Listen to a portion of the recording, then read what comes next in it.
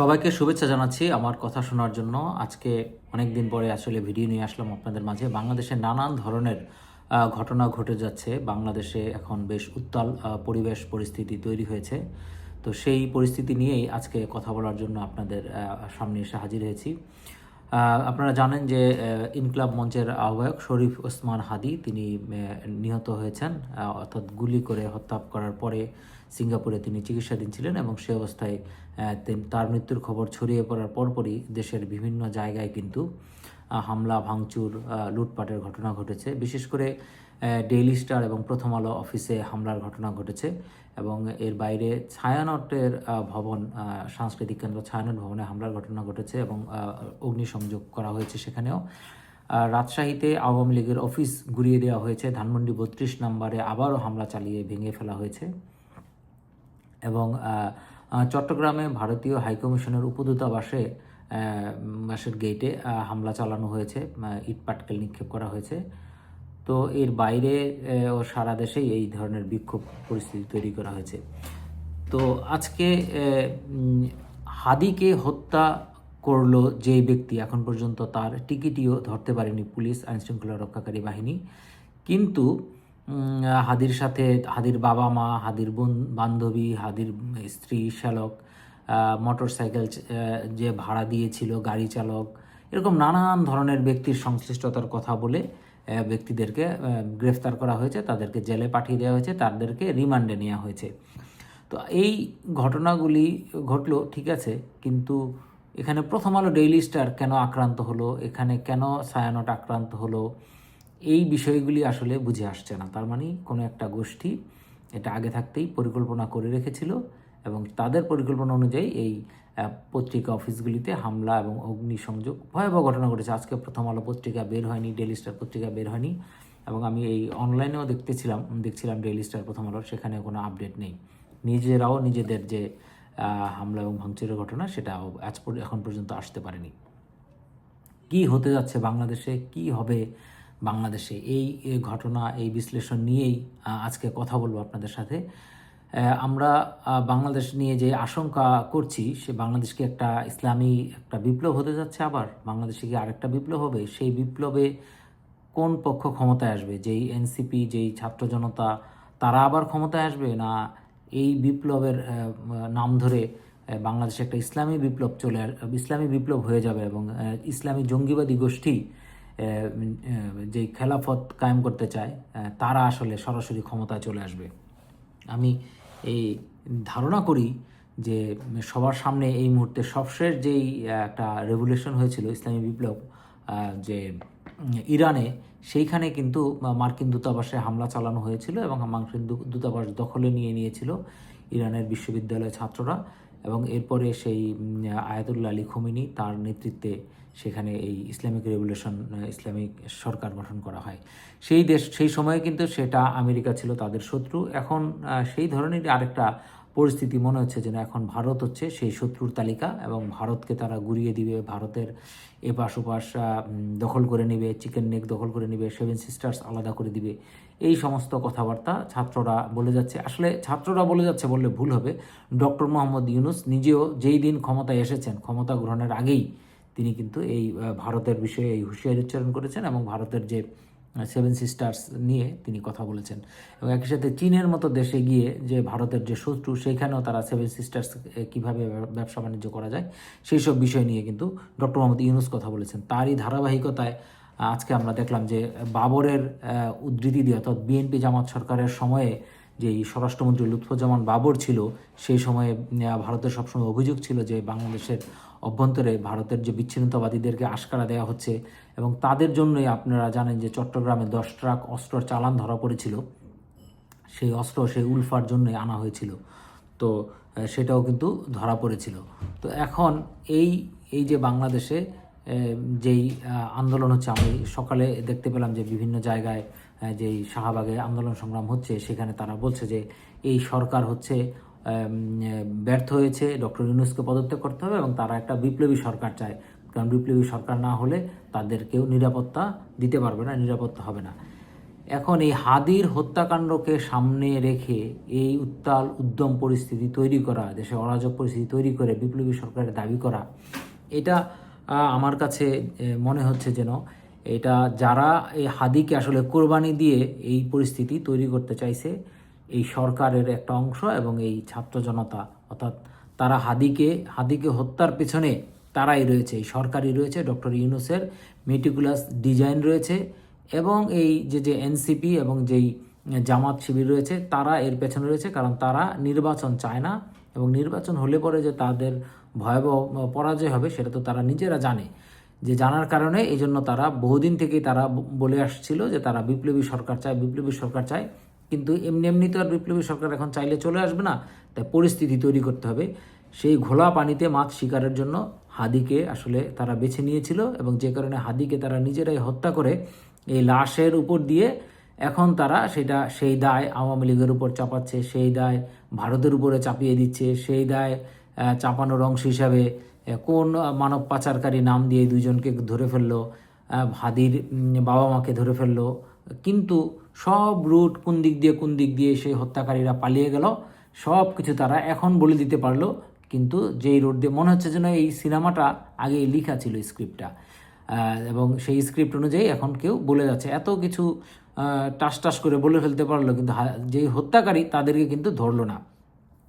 আমি এখনও মনে করি যে সময় হত্যাকারীদের দেশ থেকে চলে যাওয়ার কথা বলা হয়েছে, সমস্ত হত্যাকারীরা এখনও দেশেই আছে এবং সরকারের আশ্রয় প্রশ্রয়ই আছে, তারা হত্যাকারীদের বের করবে না। কারণ হত্যাকারীদের ধরে ফেললে তো আর এই যে বিপ্লবী সরকারের যে ধোঁয়া উঠে গেছে এটা তো বন্ধ হয়ে যাবে। সুতরাং তারা নিজেরাই আশ্রয় প্রশ্রয় রেখে একটা হয়তো বা অন্য কোনো দেশে বা কিছু একটা করবে। তো তাদের প্রসঙ্গটা আলাদা। তাদের এখন দরকার হচ্ছে যে লাশ, আমরা জানি যে 5ই আগস্টে যে আওয়ামী লীগ সরকারের পতন হয়েছিল সেখানেও কিন্তু এই একটা লাশের রাজনীতি ছিল। পুলিশ তো গুলি তো করেছেই, এতে তো কোনো সন্দেহ নাই, কিন্তু শুরুর দিকে যেই কয়েকটি লাশের পড়ার ঘটনা ঘটেছে, বিশেষ করে যেই পোস্টার বয় আবু সাইদের মৃত্যু, যেই পানি বলে যে মুগ্ধের যে মৃত্যু, এই কিছু পোস্টার বয়ের মৃত্যু কিন্তু আসলে এই মৃত্যুগুলো কিন্তু সন্দেহজনক। সেই মৃত্যুগুলি সন্দেহজনক এবং সেই সন্দেহজনক মৃত্যুগুলিকে সামনে রেখে জনগণকে উত্তেজিত করে এই যে আওয়ামী লীগের পতন ঘটানো হয়েছিল। আজকে অনেক পত্রিকা আমরা দেখতে পাচ্ছি যে টেলিভিশনগুলিতে লাইভেও বলছে ছাত্র জনতা। যেই ব্যক্তিরা একটা পত্রিকা অফিসে হামলা চালিয়ে ভাঙচুর করে আগুন ধরিয়ে দিল, তাদেরকে এখনও আর ছাত্র জনতা বলার সুযোগ আছে? প্রথম আলোর একজন সাংবাদিক, ডেলিস্টার একজন সাংবাদিক দেখলাম ফেসবুকে স্ট্যাটাস দিয়েছেন যে আমাদের অফিসে সন্ত্রাসী হামলা হওয়ার অনেক আগেই আমি বের হয়ে গেছি, নিরাপদে আছি। অন্তত নিজের উপরে হামলা হওয়ার পরে আজকে তারা বলল যে এরা আসলে ছাত্র জনতা নয়, এরা সন্ত্রাসী। তো আমার মনে হয় যে এদেরকে এখন সন্ত্রাসী বলারই সময় চলে এসেছে এবং মানুষকে তো সন্ত্রাসী বলতে হবে। তো আসি আরেকটু হাদির এই হত্যাকারীদের নিয়ে আপনাদেরকে আবারও জানাই যে হাদির হত্যাকারী যে দুইজনকে বলা হচ্ছে, তা যে অস্ত্রধারী, সে কিন্তু 17 লাখ টাকা একটা চাঁদাবাজির মামলায় গ্রেফতার হয়েছিল আদালতে। পুলিশ তাকে গ্রেফতার করেছিল, সে কারাগারে ছিল, সেখান থেকে সে জামিন পেয়ে বেরিয়ে এসেছে এবং হচ্ছে যে আপনার আবার তাকে 1 মাস আগেই, তার জামিন শেষ হওয়ার 1 মাস আগে উচ্চ আদালত তাকে আবারও জামিন দিয়েছে। অস্ত্র মামলার আসামি, অস্ত্রসহ ধরা পড়া আসামি। এই সময়ে ডক্টর মোহাম্মদ ইউনূসের সময় আসিফ নজরুলের নির্দেশনা ছাড়া কোনো একজন ব্যক্তি এখন পর্যন্ত জামিন পাওয়ার কোনো রেকর্ড নাই।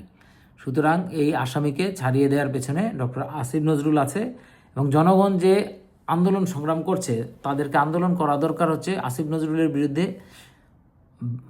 যে তাদের আন্দোলন করা দরকার হচ্ছে স্বরাষ্ট্র উপদেষ্টা জাহাঙ্গীর আলম, স্বরাষ্ট্র সচিব ওসমান গনি এবং খোদাবক্স যেই স্বরাষ্ট্র উপদেষ্টার বিশেষ সহকারী নিয়োগ করা হয়েছে তাদের বিরুদ্ধে। কারণ তারা হচ্ছে হত্যাকারীদের ধরতে ব্যর্থ হয়েছে। সেইটা না করে তারা আন্দোলন করছে গিয়ে ডেইলি স্টার প্রথম আলো এবং ডেইলি স্টার প্রথম আলো পুড়িয়ে দিল। এর পেছনে একটা ঘটনা আছে। আমি যেটা মনে করি যে এখানে আমার দেশ যে পত্রিকা রয়েছে ডক্টর মাহমুদুর রহমানের, তিনি এর পেছনে কাজ করছেন এবং তার যে 2জন ঘেটু রয়েছে বিদেশে থাকে, তারা এর পেছনে উস্কানি যোগাচ্ছে এবং একই সাথে কারণ এই আমার এই প্রথম আলো ডেইলি স্টারের প্রতি এই মাহমুদুর রহমানের বহু আগের থেকেই ক্ষোভ ছিল, কারণ তার বিরুদ্ধে তিনি যখন শেখ হাসিনা খালেদা জিয়ার আপনার জ্বালানি বিষয়ক উপদেষ্টা ছিলেন, তার দুর্নীতি অপকর্মের বিষয়ে জোরালোভাবে এই পত্রিকাগুলি লিখেছিল এবং একটা প্রতিদ্বন্দ্বী পত্রিকা তিনি আসলে একটা, কারণ প্রথম আলো ডেইলি স্টার যতদিন পর্যন্ত বাংলাদেশে থাকবে আরেকটা পত্রিকা এরকম জনপ্রিয় হয়ে উঠতে পারবে না, এটা বুঝে যাওয়ার পরে তিনি এই পত্রিকার উপরে উঠে পড়ে লেগেছেন এবং এর আগের বার একবার চেষ্টা করেছিলেন, কিন্তু হাদির মৃত্যুকে সামনে এনে আসলে এইটা তিনি সফল হলেন এবং প্রথম আলো ডেইলি স্টারকে পুড়িয়ে দিয়েছেন।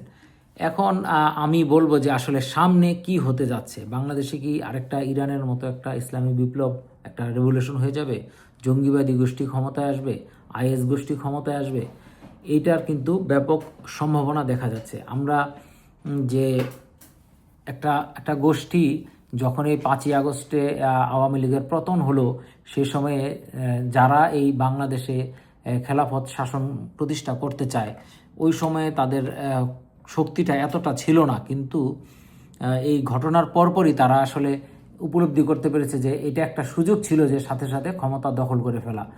এখন যদি এই যে নারায়ণ তাকবীর আল্লাহু আকবর বলে এখানে সেখানে যে হামলা ভাঙচুর হচ্ছে, এর ফলে কিন্তু আমার কাছে যেটা মনে হচ্ছে এই নির্বাচন বানচালের প্রচেষ্টা যেমন আছে এবং একই সাথে এই সরকারকে বাদ দিয়ে একটা বিপ্লবী সরকার গঠন করা এবং সেই বিপ্লবী সরকারের নেতৃত্বে কিন্তু এই ইসলামপন্থী যে সরাসরি যে কট্টর গোষ্ঠী রয়েছে, ধরেন আপনার আহমদুল্লাহ হুজুর রয়েছে, তিনি হয়তো উপদেষ্টা হয়ে গেলেন, তার সহকারী বন্ধু আছে ডক্টর জাহাঙ্গীর, তিনি হয়তো উপদেষ্টা হয়ে গেলেন, এই ধরনের ঘটনাগুলি ঘটবে এবং এখানে যেই একটা উগ্রবাদী গোষ্ঠী এবং সেখানে শরিয়া আইন কায়েম হয়ে যেতে পারে বাংলাদেশে, এবং এই ডক্টর মোহাম্মদ ইউনূস এদেরকে বাদ দিয়ে নতুন এই সমস্ত ব্যক্তিদের দিয়ে একটা ইসলামিক রেভলিউশন এবং এখানে একটা ইসলামিক গোষ্ঠী ক্ষমতায় চলে আসতে পারে। তো এইটা বহুদিনের পরিকল্পনা আছে, এখন আওয়ামী লীগ থাকলে তো আর সেটা সম্ভব হতো না। সুতরাং আওয়ামী লীগের পরে যে নির্বাচন যদি হয়, আমরা দেখতে পাচ্ছিলাম যে বিএনপি ক্ষমতায় আসতো, তো সেই নির্বাচন সেই জন্যই তারা এই বানচালের জন্য এই হাদির এই মৃত্যুর একটা ফাঁদ তৈরি করে হাদিকে তারা কোরবানি দিয়ে তারপরে এই পরিস্থিতি তৈরি করলো। তো দেখা যাক। আমার কাছে যেটা মনে হয় যে আগামীকাল, আজকে যে শুক্রবারে জুম্মার নামাজের পরে বাংলাদেশে এই উগ্রবাদী গোষ্ঠী তাদের উগ্রতা কিন্তু দেখাবে এবং আমাদের আসলে চোখ রাখতে হবে যে সারা বাংলাদেশে কি হয়। আমরা হয়তো এগুলি ধারণা করছি, আশঙ্কা করছি, আমরা চাই যে এই ধরনের পরিস্থিতি বা ঘটনা না হোক। আসলে এই পরিস্থিতি যদি হয়ে যায়, কে ঠেকাতে পারে, এটা একটা বড় প্রশ্ন আসতে পারে যে কারোর কি আর সক্ষমতা নাই, কেউ কি ঠেকাতে পারবে না এই উগ্রবাদী গোষ্ঠীকে? বাংলাদেশ যদি জঙ্গিদের দখলে চলে যায়, আইএসের দখলে চলে যায়, হিজবুত তাহরিরের দখলে চলে যায়, একমাত্র সেনাবাহিনী হয়তো সম্ভব হইতো এটা ঠেকানোর মতো, সেনাবাহিনী পুলিশ। কিন্তু এই 5ই আগস্টের পরে যে সেনাবাহিনীকে যেইভাবে মানুষ হেনস্থা করছে, যেভাবে ক্যান্টনমেন্ট গুড়িয়ে দেওয়ার হুমকি দেওয়ার পরেও কোনো কিছুই হচ্ছে না, এটা কিন্তু একটা এবং এই বর্তমান সেনাপ্রধান তিনিও মনে হয় না যে এই ধরনের, তাকে যেভাবে ভাষা ব্যবহার করে কথাবার্তা বলছে। আমার মনে আছে যে 2007 সালে যখন জরুরি অবস্থা জারি হলো, ঢাকা বিশ্ববিদ্যালয়ের ছাত্রদের সাথে যখন সেনাবাহিনীর এই সংঘর্ষের ঘটনা ঘটলো, সবশেষ তারা 11 জন ছাত্রকে সরাসরি এই সংঘর্ষের সাথে অভিযুক্ত করেছিল এবং তাদের নামে মামলা হয়েছিল। এই ছাত্রদের সবশেষ যেই আলাপ আলোচনার পরে এই মামলা, আমি সেই বৈঠকে ছিলাম, সেইখানে সেনাবাহিনীর পক্ষ থেকে তাদেরকে ছেড়ে দেওয়া হয়েছিল, মাফ করে দেওয়া হয়েছিল, কিন্তু এই মামলা তারা উঠাতে রাজি হয়নি। এবং আজ পর্যন্ত আপনারা কেউ যদি খোঁজ নিয়ে রাখেন, আজ পর্যন্ত সেনাবাহিনী ওই যে মামলা দায়ের করা হয়েছিল, যে সে সময় একটা নেগোসিয়েশন ছিল যে এই মামলাটার কোনো কার্যক্রম চলবে না, কিন্তু মামলা উঠানো যাবে না।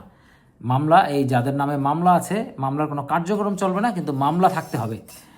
তো এই যে একটা গার্ডস ছিল সেই সময় সেনাবাহিনীর, এবং এটা কিন্তু উঠাইতে দেয় নাই তারা, আজ পর্যন্ত সেই মামলাটা আছে। সেটা একটা কারণ আছে, কারণ যাতে যাদের বিরুদ্ধে এরকম একটা ফৌজদারি মামলা আছে, এই সমস্ত ছাত্ররা এর পরবর্তীতে কোনো ধরনের সরকারি চাকরি বাকরি বা এরকম কোনো কিছু যাতে না পায়, এই মামলা থাকার কারণে এটা আসলে সে সময় তারা রাখতে চাইছিল এবং সেটাই তারা করছে।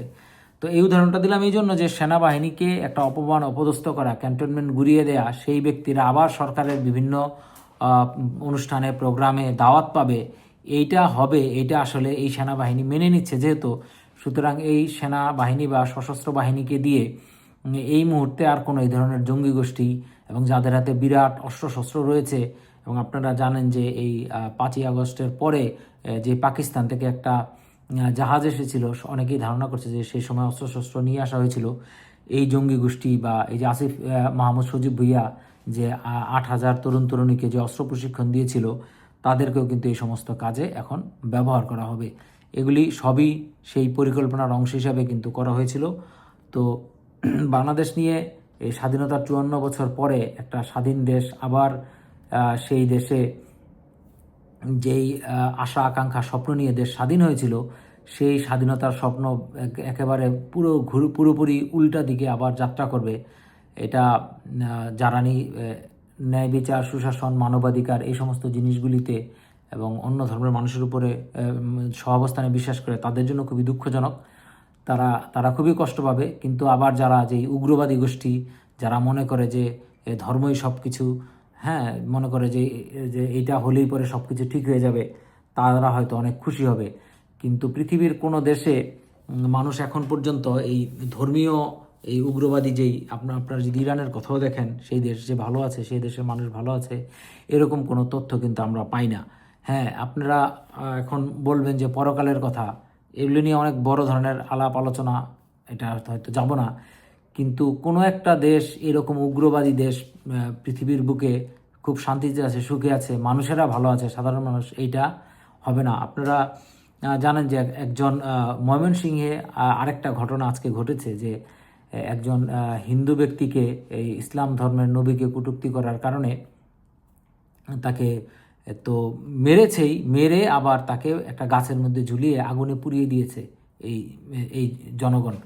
এই মুহূর্তে একজন হিন্দু তো বাংলাদেশে তো পরিচয়ই দিতে পারে না হিন্দুরা, এবং ভয়াবহ ভয়ে আছে, লুকায় থাকে। হ্যাঁ, মানে কোনো রকম করে এক ধরনের বেঁচে আছে। এ আবার কখন এই ইসলাম ধর্মের একজন ইসলাম ধর্মের নবীকে কটূক্তি করবে, কোথায় কিভাবে কটূক্তি করলো না করলো। তো যাই হোক, এই সমস্ত বিচার আচার তো কোনো, এরা তো আসলে আল্লাহকে বিশ্বাসই করে না, তাহলে তো নিশ্চয়ই পরকালের বিচারে বিশ্বাস করতো। সেটা না করে সব বিচার নিজের হাতে তুলে নিচ্ছে। এবং এই যে একজন মানুষকে মেরে ফেললো, পুড়িয়ে ফেললো, তো এগুলির কোনো বিচার আচার, এবং ডক্টর মোহাম্মদ ইউনূস শুরুর থেকেই এই রাষ্ট্র এই 5ই আগস্টের পরে ক্ষমতা আসার পরের থেকে এই সমস্ত মব সন্ত্রাসীদেরকে তিনি আশ্রয় প্রশ্রয় দিয়ে এসেছেন। তিনি জানেন যে পুলিশ কিছু করতে পারবে না, সেজন্য তিনি একটা মব বাহিনী তৈরি করেছেন। কোথাও কোনো মবের বিরুদ্ধে ব্যবস্থা নেন নাই, এবং সেই মবই এখন, অবশ্য এটাও তারই নিজস্ব একটা পরিকল্পনা, সেই মব দিয়ে তিনি আরও ক্ষমতাকে দীর্ঘায়িত করতে চাচ্ছেন, যাতে করে তিনি আরও দীর্ঘ সময় ক্ষমতা থাকতে পারেন এবং নির্বাচন যাতে না হয়। তো আমি আমার আশঙ্কার কথা বললাম, আপনারা সাবধানে থাকবেন, ভালো থাকবেন। আবার কথা হবে। ধন্যবাদ সবাইকে আমার কথা শোনার জন্য।